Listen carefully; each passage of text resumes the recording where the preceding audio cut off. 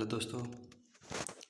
तो next question के साथ आपके साथ पेश हैं। आशा आप अपने घरों पे स्वस्थ और खुश होंगे।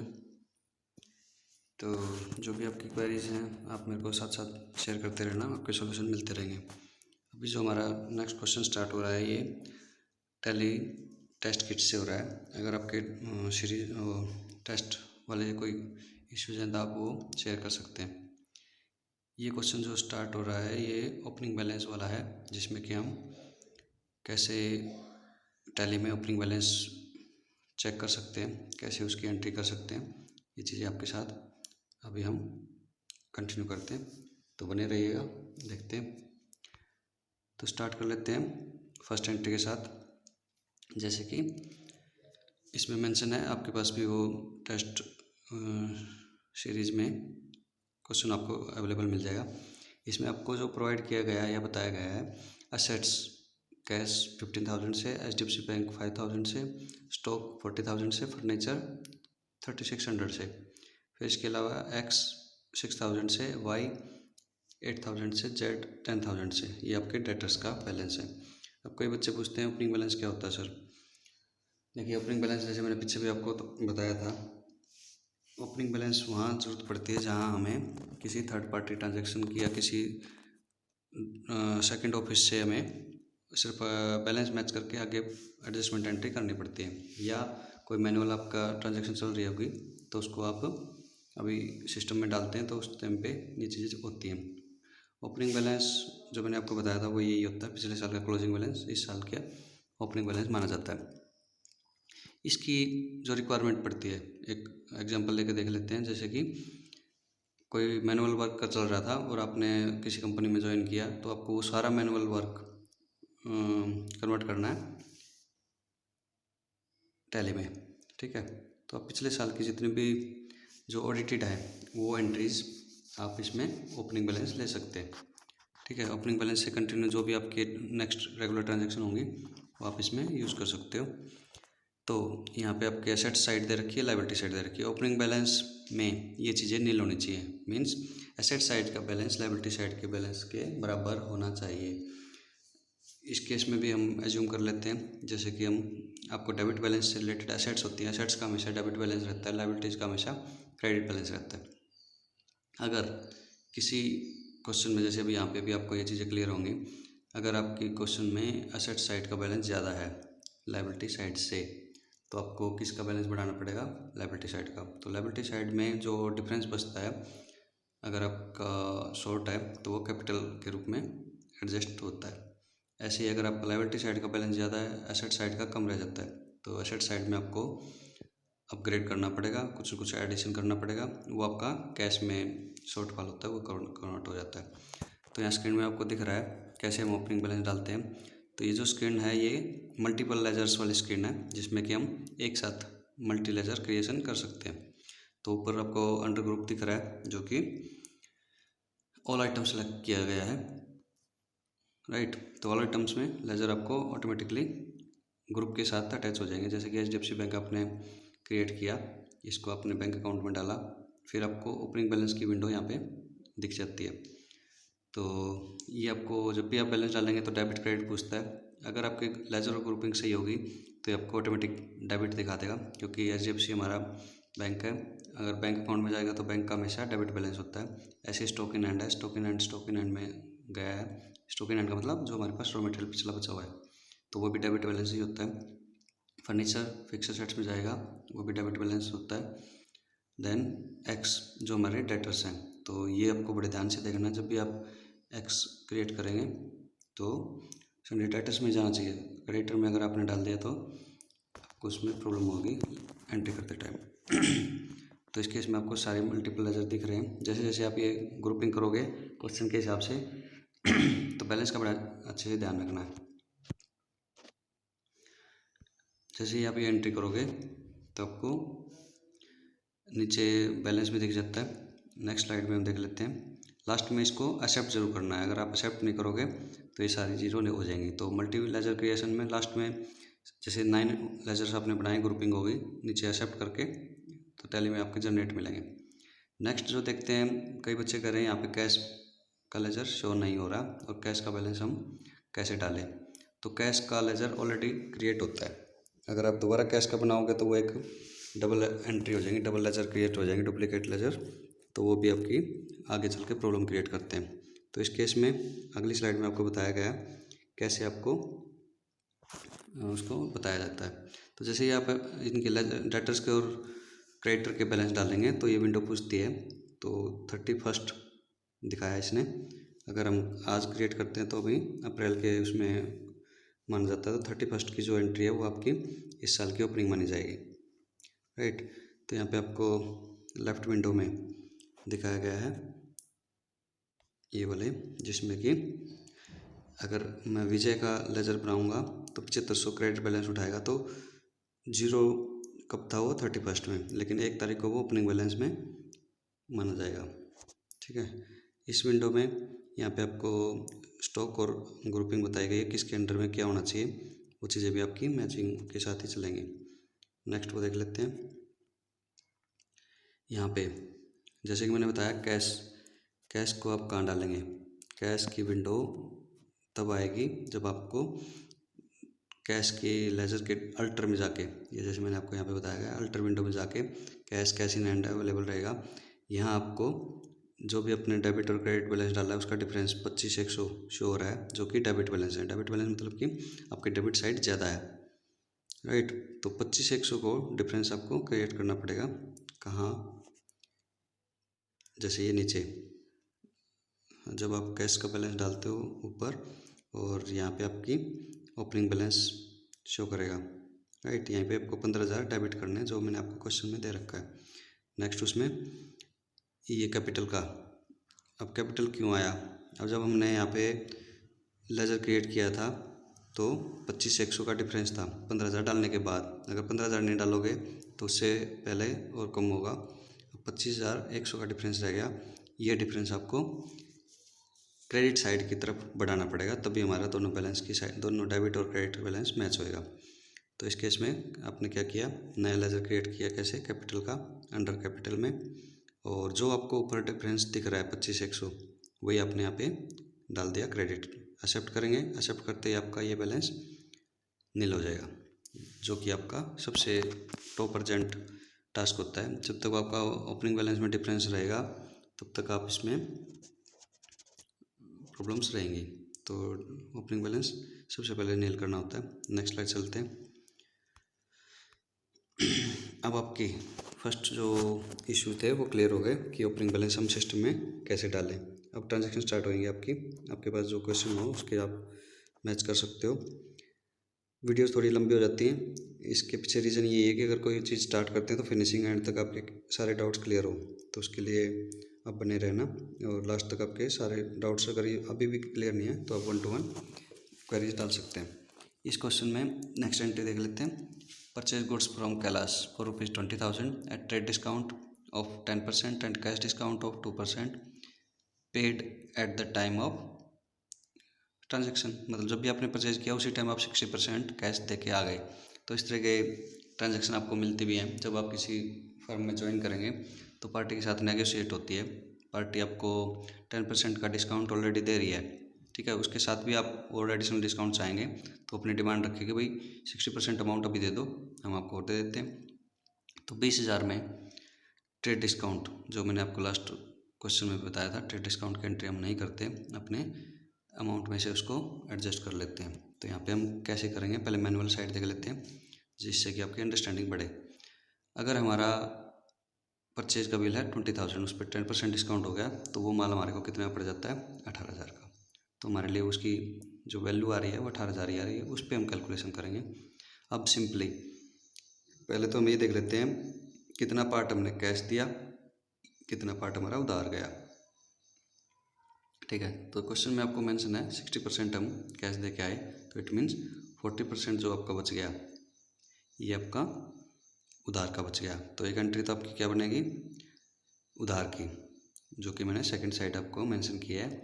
आप सिंपली ये मान के चलना, 2 एंट्री क्यों बन रही है, अब आप मैनुअल करोगे तो ये साइड आपकी कंबाइन एंट्री के रूप में काउंट होगी। ये साइड देख लेते हैं पहले। परचेज अकाउंट डेबिट 18,000 से टू कैलाश 7200 से, जो कि 18,000 का 40% आया। इसमें कोई डाउट नहीं होना चाहिए। अगर फिर भी है तो आप इसमें पूछ सकते हो 1 to 1। फिर 60% जो आपका कैश बचता है 18,000 का 60% ये बढ़ेगा 10,200। लेकिन 10,200 आपकी जेब से गए नहीं है, उसमें से भी आपको 2% का डिस्काउंट पार्टी ने दिया है, तो वो भी आपको कम करके दिखाना पड़ेगा। तो 10,600 आपका 60% बैलेंस बनता था, उसमें से आपने 216 रुपये डिस्काउंट के लेस कर दिए, तो आपकी जेब से क्या गया 10,584 टू डिस्काउंट 216। ये 216 क्यों आए? क्योंकि आपने पार्टी से इतना एडिशनल और डिस्काउंट डिमांड किया है। तो यहाँ पे भी मैंने मेंशन किया 10,200 का 2% वैल्यू निकालेंगे तो आपकी 216 आएगी। ठीक है, 1 to 1 नीचे मेंशन भी किया गया है। कैसे देख लेते हैं। सिंपली आप ये मान के चलना है 18,000 का आपको माल पड़ा है। ठीक है, उसी पे कैलकुलेशन होगी। जैसे 7200 है जो बना है वो आपका क्रेडिट बना है। ठीक है, जो कि 40% है पूरे 18,000 का, और जो 60% बना है वो आपका कैश बना है। दोनों एंट्री टैली में करते टाइम अलग अलग डलेंगे। फर्स्ट देख लेते हैं कैश की एंट्री। अगर आप करेंगे तो आपको कैश आईडी देखनी है। तो कैश आईडी यहाँ पे 10,800 है, तो 10,800 का ही आपका सेम बिल ही जनरेट होगा, उसी में ही आपको बाइफिकेशन करनी है। फर्स्ट एंट्री में हम मान लेंगे परचेज अकाउंट डेबिट 10,800, कैश 10,584, ठीक है, और 216 डिस्काउंट, ये आपकी कैश की एंट्री बन जाएगी। नेक्स्ट स्लाइड में आपको दिखाएंगे भी अलग अलग एंट्री कैसे बनी है। सेकंड जो एंट्री बनेगी वो क्रेडिट की बनेगी। सिंपली आपको सेम इनवॉइस नंबर से purchase account debit to Kailash 7200 से, तो टैली में कंबाइन एंट्री करने पे टैली ये पूछेगा या तो वो उधार है या वो कैश है। तो इस केस में दोनों ही ट्रांजैक्शन होंगे, तो पहले आपको क्रेडिट की करनी पड़ेगी फिर कैश की करनी पड़ेगी। राइट, देख लेते हैं नेक्स्ट स्लाइड में। सेम ट्रांजैक्शन है, purchase goods from Kailash for ₹20,000। तो हमारे लिए तो 18,000 की गुड्स पड़ी है, तो उसी पे आपका बिल जनरेट करना पड़ेगा। फर्स्ट बिल में देख लेंगे क्या बनता है।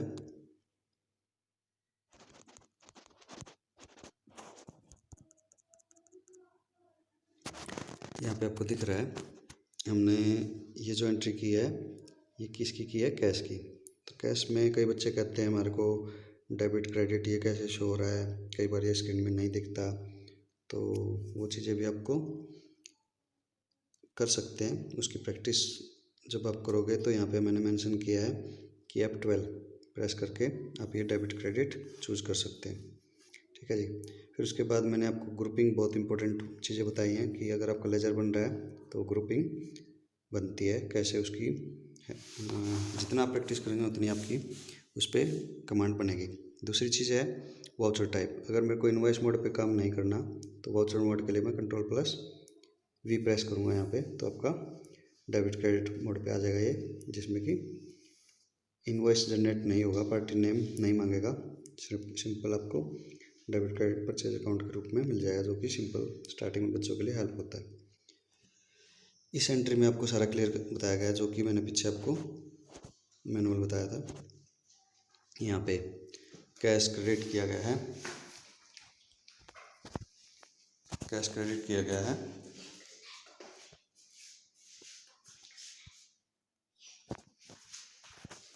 10,584 से, राइट, जो कि हमारी जेब से गया है। फिर परचेज डेबिट किया गया है 10,800 से, जो कि हमारा नकद बिल बनता है। ठीक है, इस ट्रांजैक्शन के हिसाब से, क्योंकि हमें डेबिट साइड और क्रेडिट साइड इक्वल करनी पड़ेगी। तो 10,800 का हम हिसाब इस एंट्री में कर रहे हैं। 10,800 में से 10,584 हमने कैश पे किए हैं, तो कैश क्रेडिट हो गया। अब 216 का हमें फ़ायदा हुआ है, तो डिस्काउंट का लेजर जो बनेगा वो अंडर किस जाएगा, ग्रुप में इनकम, राइट, इनडायरेक्ट इनकम में आप डालेंगे तो आपको सेम एंट्री से आपको ये एंट्री पोस्ट करनी है। राइट, नेक्स्ट एंट्री पे चलते हैं। इसी की सेकेंड एडजस्टमेंट एंट्री, जिसमें कि हमें उधार पार्ट भी बुक्स में स्टैंड करना है। तो उधार किससे लिया, क्या वो बनता है, वो भी चीज़ें यहाँ पे इक्वली दिख जाएंगी। जैसे कि कैलाश आपको बनाना पड़ेगा संडे कैरेक्टर में। ठीक है, तो आप ये ग्रुपिंग कर सकते हैं 7200 अमाउंट से। To purchase same bill number से हम 7200 से एंट्री पोस्ट कर देंगे, तो इजीली आप इसको एक्सेप्ट कर देना, इसमें कोई प्रॉब्लम नहीं आएगी। Next entry, sold goods to X. इस क्वेश्चन में आप बहुत सारी चीज़ें सीखने को मिलेंगी। First, opening balance. Second, Tally में कैसे हम बैलेंस वाइज अमाउंट उठाते हैं, कैसे उसकी ट्रैकिंग करते हैं, कितना पे हो गया कितना नहीं, ये भी चीज़ें आपको सीखने को मिलेंगी। फिर अंडरस्टैंडिंग मतलब जैसे भी आपको यहाँ पे दिख रहा है सोल्ड गुड्स टू एक्स, तो ये आपको मालिक बताएगा या आपको इनवॉइस से देखना है, ये सारी चीज़ें इस क्वेश्चन से आपकी सॉल्व होंगी। तो ऊपर आपकी एंट्री वाइज हम सॉल्व कर रहे हैं। सोल्ड गुड्स टू एक्स, तो एक्स का लेजर ऑलरेडी आपके पास है, तो वो एज ओपनिंग बैलेंस आपको मिलेगा। ठीक है, क्योंकि हमने क्वेश्चन के स्टार्टिंग में ही टैली में ये बैलेंस पुट कर रखा है। 6000 उसका ऑलरेडी है, लेकिन जैसे आप 9000 का बिल और उसको जनरेट करेंगे तो आपका जो नया बैलेंस बन जाएगा वो कितना बन जाएगा, 15000। ठीक है जी, तो ये भी आपको इजीली सेल्स की एंट्री करनी है F8 प्रेस करके। इसके अलावा भी आप डाउट है तो आप 1 to 1 पूछ सकते हैं। नेक्स्ट एंट्री देख लेते हैं। Received cheque from X in full settlement 14800। अब ये मैंने बताया इस क्वेश्चन में आपको बहुत कुछ सीखने को मिलेगा। यहाँ पे ट्रैकिंग करनी पड़ेगी। ट्रैकिंग मतलब एक्स का क्या हिसाब चल रहा है। तो एक्स का जब आपने ओपनिंग बैलेंस डाला था, ठीक है, तो एक्स का हमारे पास ऑलरेडी ओपनिंग बैलेंस है। एक तो 6000 जो कि स्टार्टिंग में ही आपको बोल गया था, प्लस 9000 का अपने इनवॉइस जनरेट कर दिया। अभी जो नया अमाउंट बन रहा है वो 15000 का बन रहा है। 15000 में से भी एक्स ने कुछ कम पैसे दिए। कितने कम पैसे दिए हैं, 200 रुपये, क्योंकि 14800 का चेक उसने भेज दिया। जहाँ पे फुल सेटलमेंट लिखा है तो पार्टी इसके ज़्यादा अमाउंट आपको नहीं पे करेगी। ठीक है, तो वो चीज़ें भी आपको यहाँ पे क्लियर करनी है। तो एंट्री में देखिए एक्स आपका ऑलरेडी है, 15000 उसका डेबिट बैलेंस है, क्योंकि आपने उसको सेल कर रखा है। डेटर्स का हमेशा डेबिट बैलेंस होता है। जब वो पेमेंट करेगा रिसिप्ट के टाइम पे, तो रिसिप्ट में मैंने आपको बताया हमेशा क्रेडिट मांगता है। क्रेडिट मतलब पैसे कहाँ से आए, तो आपको ये बताना पड़ेगा एक्स से आए। तो जैसे ही आप एक्स चूज करोगे, अमाउंट डालोगे, तो टैली उसका बैलेंस नील कर देगी। ठीक है जी। नेक्स्ट जो है चेक जितने का आया, क्योंकि चेक से आया वो अमाउंट आपको सेम डालना पड़ेगा 14800। ठीक है जी, 14800 डालने के बाद भी 200 रुपये आपके बचे हैं, तो ये आपको नया लेजर क्रिएट करना पड़ेगा। लास्ट एंट्री में आपका डिस्काउंट का लेजर था जो आपको फ़ायदा था, लेकिन ये जो 200 रुपये हैं ये आपके नुकसान है। तो आपको नया लेजर बनेंगे, डिस्काउंट अलाउड का बनाएंगे अंडर इनडायरेक्ट एक्सपेंस की 200 रुपये। तो ये चीज़ें आपकी यहाँ से क्लियर हो जाएंगी। नेक्स्ट एंट्री देख लेते हैं। कैश डिपॉजिट इनटू बैंक, तो जो सरप्लस कैश होता है वो हमें बैंक में जमा कराना पड़ता है। ये भी आपको सिंपली पता चल जाएंगे। कौन सा एंट्री हो गया 4 में, तो कैश को क्रेडिट करेंगे। जैसे ही कैश को क्रेडिट करेंगे मतलब कि हमारे पास शॉर्ट हो जाता है। ठीक है, कई बच्चे इसको बगैर नोटिस के डालते रहते हैं, लेकिन ये एंट्री देने का मेरा पर्पज़ क्या है कि बाई चांस अगर आपको एंट्री मिलती है और वो नेगेटिव रिफ्लेक्ट करती है तो सिस्टम उसको रेड दिखाता है। जैसे यहाँ पे अवेलेबल हो रहा है आपको 5584। ये एंट्री करने से पहले आपसे पूछेगा नेगेटिव बैलेंस, अगर आप उसके बाद भी आप एक्सेप्ट करते हो तो इसको नेगेटिव दिखा देगा, रेड दिखा देगा। फिर जो भी आप कैश जमा कराते हो, जैसे 10,000 जमा कराएं तो डिनोमिनेशन आपको देना पड़ेगा। डिनोमिनेशन मतलब कौन सी करेंसी कितने नोट्स में आपने जमा कराए, तो वो भी हमारे पास साइड बाय साइड मेंटेन होता रहता है। तो ये भी बड़ी चीज़ें अच्छी हैं जो कि आपको फॉलो करनी है। Next entry cash received from Y in full settlement, तो इस केस में वाई ने भी आपको कुछ पैसे दे दिए हैं, तो वो भी आपको ट्रैक करना पड़ेगा वाई का क्या बैलेंस चल रहा है पीछे। तो ओपनिंग जब आपने बैलेंस डाला था तो वहाँ पे वाई का बैलेंस देख लेते हैं एक बार। तो वाई का यहाँ पे आपको दिख रहा है 8000। ठीक है जी, 8000 में से वाई ने दिए हैं आपको 7850। ठीक है जी, तो इसमें भी आपने 150 रुपये का लॉस खाया है। लॉस मतलब जिस पार्टी को आप बिल काट देते हैं उसके बाद जो चलता है, जैसे कि इस केस में इसको हम कैश डिस्काउंट बोलते हैं। ट्रेड डिस्काउंट जो आपने फर्स्ट एंट्री में देखा 20,000 का माल आपको 18,000 का पड़ा, तो आप 18,000 की एंट्री करोगे, वो भी 18,000 की करेगा। लेकिन ये जो 150 रुपये का लॉस है ये इनवॉइस जनरेट होने के बाद है, मतलब आपकी बुक्स में उसका बैलेंस जो शो कर रहा है वो 8000 कर रहा है, उसमें से भी कस्टमर ने कम पैसे दिए हैं डेटर्स ने, तो वो भी आपको देखना पड़ेगा। तो एंट्री सिंपल है। रिसिप्ट में आपको F6 की एंट्री करनी है, वाई किससे आया, ठीक है जी। जब फुल सेटलमेंट हो, पैसे बेशक कम आए, लेकिन पार्टी का बैलेंस आपको सेम अमाउंट से नील करना पड़ेगा जितना आपका रिफ्लेक्ट हो रहा है, तभी सिस्टम में उसका बैलेंस नील होगा, क्योंकि 150 रुपये आपको लॉस है, वो आपको अपने बुक्स में एंट्री करनी पड़ेगी। नेक्स्ट जो है, जितना पैसा आपको मिला है वो कैश में आपको दिखाना है, और डिस्काउंट अलाउड ये आपके लिए लॉस है, तो ये भी 150 रुपये आपके डेबिट होंगे। जो कैश आया वो भी डेबिट, और पार्टी अपने लेजर बैलेंस से क्रेडिट होएगी। अब यहाँ पे कई चीज़ें टैली में सीखने को मिलेंगी जो बच्चों को पता होना चाहिए। फर्स्ट हम देख लेते हैं मेथड ऑफ एडजस्टमेंट, ठीक है जी। मेथड ऑफ एडजस्टमेंट में क्या है कि ये ट्रैक करता है टैली कि कौन सा बैलेंस आया, कितना रह गया, कौन सी ट्रांजैक्शन का हुआ है, ठीक है। तो इसमें एक चीज़ और क्लियर कर लेते हैं, इस क्वेश्चन में ऑन अकाउंट बाय डिफ़ॉल्ट उठाएगा, क्योंकि आपने ओपनिंग बैलेंस डाला था, तो पिछला कंपनी के पास, टैली के पास कोई रिकॉर्ड नहीं है किस बिल से गया, ठीक है। तो वो चीज़ें ऑन अकाउंट आएंगी। फर्स्ट जो इसमें एडवांस है, एडवांस का मतलब ये है कि भाई बिल जनरेट नहीं हुआ, तो पार्टी ने एडवांस में ही पैसे भेज दिया, तब ये चूज़ करना होता है। अगेंस्ट रेफरेंस तब होगा जब कोई बिल जनरेट हुआ होगा, तो वो बिल से ही ट्रैक करेगा। न्यू रेफरेंस ये होता है बिल्कुल स्टार्टिंग में, जब आप बिल इनवॉइस जनरेट करोगे तब न्यू रेफरेंस टैली अपने आप आपसे पूछ लेगा। तो इन चीज़ें आपको बड़े ध्यान रखना है। तो नेक्स्ट एंट्री देख लेते हैं, इसमें कोई डाउट है तो आपको यहीं पे क्लियर हो जाएगा। इस तरह की एंट्री आपको रेगुलर मिलेंगी। चेक डिपॉजिट इनटू बैंक, ये भी कॉन्ट्रैक्ट एंट्री है।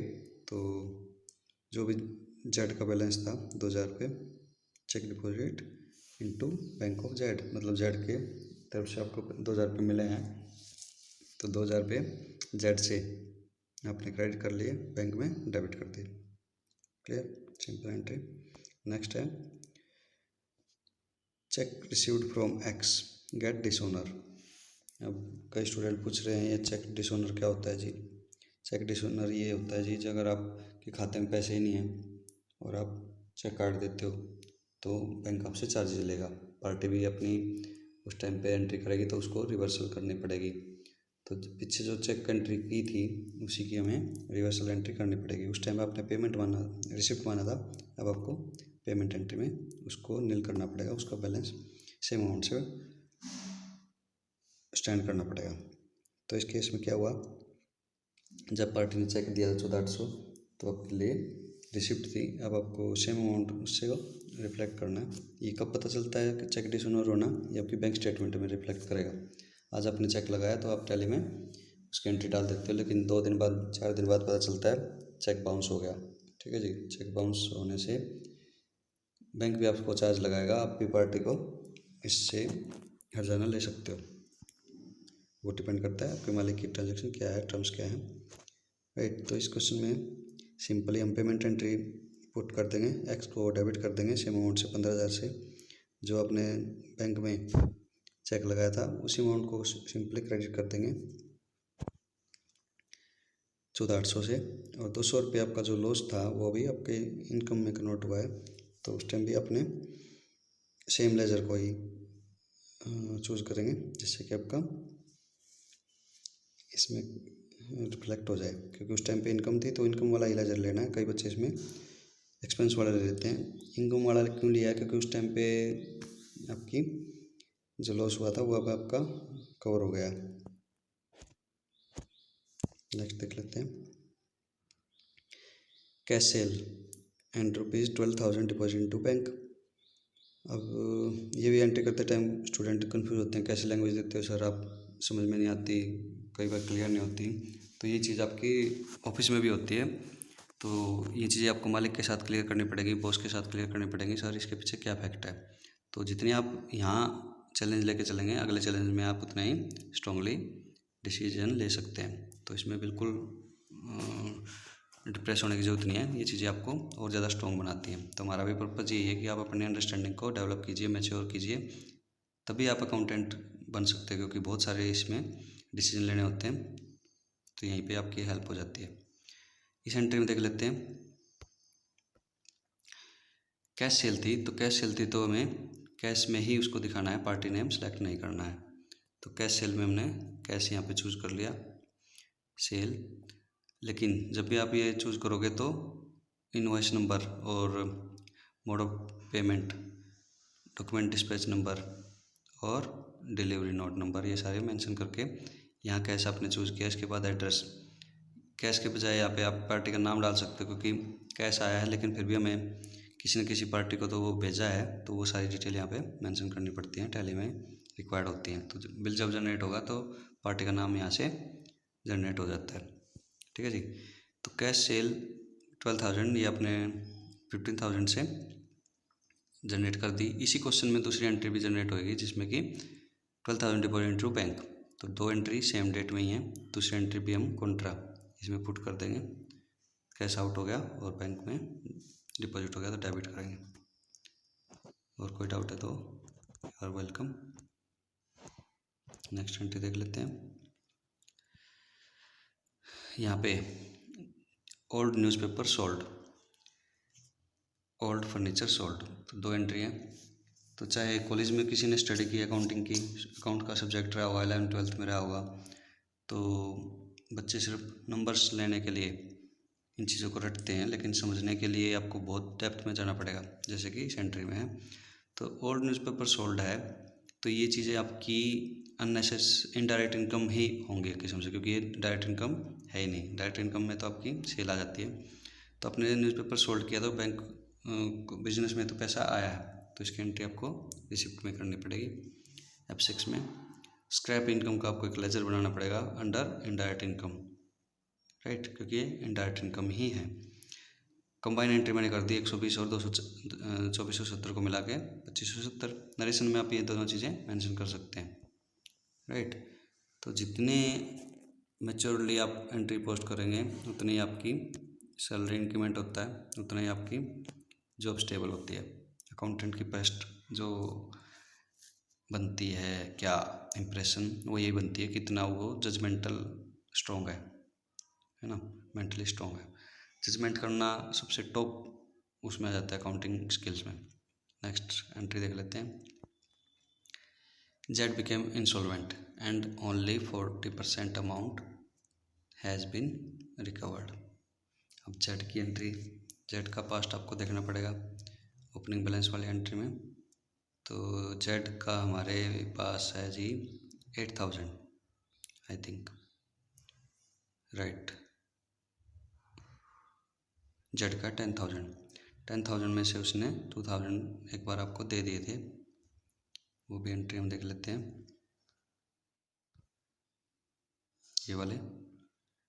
इसके बाद अब जेड के पास और पैसा नहीं है, तो यहाँ ये सबसे ज़्यादा जो क्लियर होता है वो कॉमर्स स्टूडेंट को होता है। उनको पता होता है बैड डेब्ट्स क्या होते हैं, इंसॉल्वेंसी क्या होती है, कैसे ये डूबत ऋण बोला जाता है। तो डूबित ऋण वही है जिसको पैसा आपने दे दिया वो डूब गया। अब डूब गया तो वो वापस आने वाला नहीं है। इसकी जो क्वेरी होती है, जो ऑर्डर देते हैं ये लीगल डिपार्टमेंट कोर्ट से आते हैं कि भाई इसकी संपत्तियां बेचकर इसका कर्जा क्लियर किया जाए। तो 8,000 जो आपके पैसे थे उसमें से सिर्फ 3200 रुपये ही मिले हैं, जो कि 40% है आपके 8,000 का। तो ये परसेंटेज निकालना ये भी बड़ा इंपॉर्टेंट टास्क है, ये भी आपको पता होना चाहिए बहुत अच्छे से। तो इस केस में जितना पैसा आ रहा है आपको लेना पड़ेगा, उसकी एंट्री आपकी F6 में जाएगी। जेड को क्रेडिट करेंगे पूरे 8,000 से, क्योंकि मैंने आपको बताया जब भी फुल सेटलमेंट होती है या आगे उसकी आने की उम्मीद नहीं होती तो आपको सेम अमाउंट करके उसको नील करना पड़ेगा। सेकंड, जितना कैश आ गया वो आपको रिसिप्ट में लेना पड़ेगा, डेबिट करना पड़ेगा। और जो आपका लॉस हुआ है वो आपको बैड डेब्ट्स में डालना पड़ेगा। इसको डिस्काउंट नहीं मान सकते, डिस्काउंट और बैड डेब्ट्स में एक डिफरेंस होता है। डिस्काउंट आपने अपनी मर्ज़ी से दिया है, अपने लेवल पे ही सेटल कर दिया, लेकिन बैड डेब्ट्स जो है वो कोर्ट ने आपको ऑर्डर दिया है कि भाई ये आपका डूबित ऋण है, ठीक है, आपका पैसा डूब गया, तो चीज़ें आपको बैड डेब्ट्स में अंडर इनडायरेक्ट एक्सपेंस में डालनी पड़ेंगी। इसके अलावा कोई डाउट है तो आप पूछ सकते हैं। Next entry. तो इस क्वेश्चन में स्पेशली जो आपकी IQ बढ़ाने का पर्पज़ है वो यही है कि आप ओपनिंग बैलेंस ट्रैक कैसे करना है टैली में, कैसे उसका हिसाब किताब निकालना है, कैसे पिछले लेजर्स का फॉलोअप लेना है, वो भी आपकी बड़ा स्ट्रॉन्ग हो जाएगा। नेक्स्ट एंट्री देख लेते हैं, purchase goods from Gopal and paid by cheque. ये एंट्री भी बच्चों को कंफ्यूज करती है। कोई गोपाल का लेजर बनाता है, कोई HDFC बैंक का लेजर बनाता है, परचेज की एंट्री करता है, पता नहीं कई कई बच्चे अपने लेवल पे करते हैं। लेकिन सिंपली मैंने आपको जो बताया है, परचेज दो ही टाइप की होती है, उधार और नकद। नकद में आपके पास कैश भी आ सकता है, चेक भी आ सकता है। उधार में पार्टी नेम मेंशन होगा। इसमें जो मेंशन है पार्टी नेम है और चेक दे रहा है, तो हमें चेक ही फॉलो करना है, पार्टी का नाम नहीं रखना। वो आपको जैसे मैंने आपको बताया अंदर टैली अपने आप ही मांग लेता है, तो वहाँ पे पुट करना होता है। तो परचेज करते टाइम F9 की एंट्री करेंगे, bill number, invoice number, party उसमें डाल देंगे। पार्टी नेम में HDFC बैंक चूज़ कर लेंगे, जो कि आपके बैंक का बैलेंस बढ़ा देगा। और परचेज अकाउंट को डेबिट कर लेंगे 8,000 से। तो बड़ी सिंपल एंट्री है, बस आपकी अंडरस्टैंडिंग होनी चाहिए इसके पीछे फैक्ट क्या है, उसी को आपको कैच करना है। Next entry, half of above goods sold to C on 30% profit. ये भी मालिक आपको बता देता है कि भाई हमारे बिजनेस में कितना मार्जिन हम रखते हैं, तो वो आपके साथ बैठ के ना बता के टेलीफोनिक भी बोल सकता है, भाई जो कल का बिल बनाया था ना उसका आधा माल 30% प्रॉफिट के साथ उसको ही ले बना दो। तो ये भी आपको अंडरस्टैंडिंग होनी चाहिए। तो पिछला जो माल हमने खरीदा था वो 8,000 का खरीदा था, तो इसमें से आधा माल हमें पुट करना पड़ेगा, ठीक है। तो ऊपर वाले का आधा माल 4,000 होगा।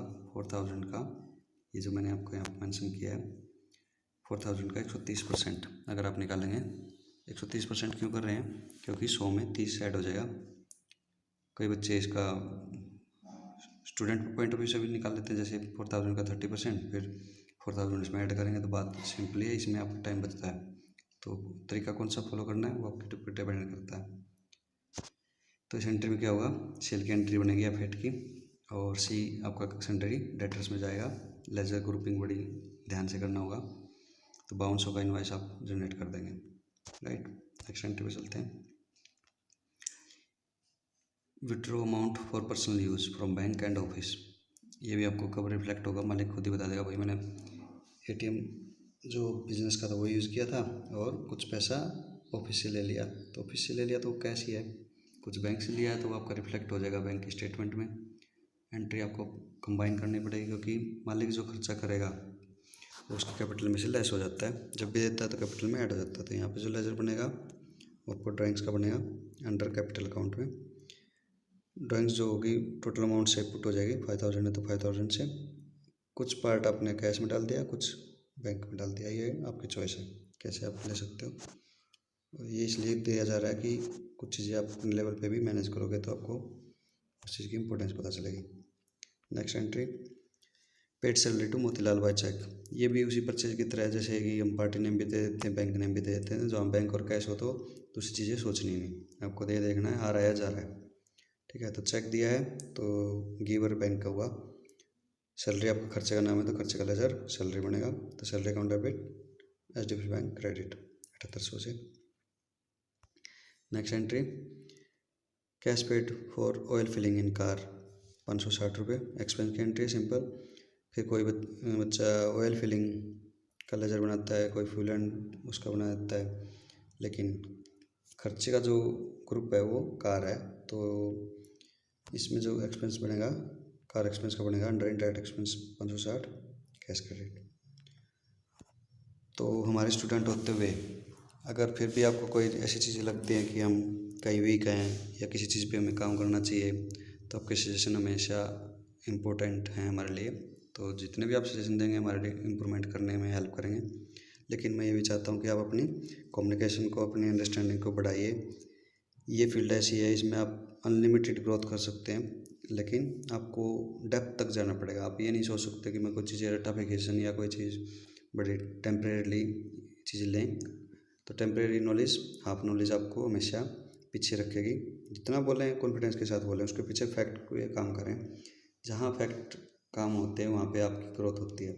जहाँ आप कॉपी करेंगे वहाँ आपको भीड़ का सामना करना पड़ेगा। भीड़ से बचना है तो अपने आप को